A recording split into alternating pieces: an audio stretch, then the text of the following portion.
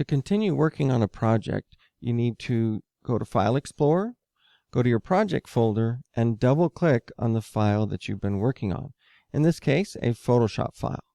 Now, if it doesn't have a blue PS here, it doesn't know what program to open it with.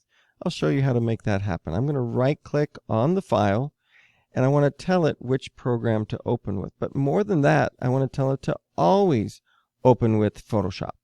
So I'm going to go to Choose Another App and click on this little checkbox here. Always use Photoshop to open PSDs. Not regular pictures, not JPEGs or PNGs, but Photoshop files should be opened with Photoshop. And you'll see that that's going to change to the little blue PS symbol, and it has opened up the project. Now yours probably doesn't say 240919.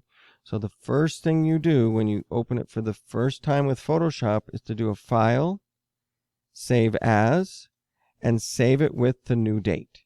Now this is going to be, let's say, the 20th. So if you're doing this tomorrow, then change it to the current date. We want to keep the original one from PhotoPea separate and have the Photoshop new one as a different name. So you can always go back and look at the fonts you had chosen in PhotoPea. So we're going to save, and from now on we're going to open the most recent version. You'll know that when you look at these. You can see I have 3 different Word documents, and I know that this is the most recent because that was the 28th of August. And I know that the one I'm working on now is this latest version that has the latest date on it.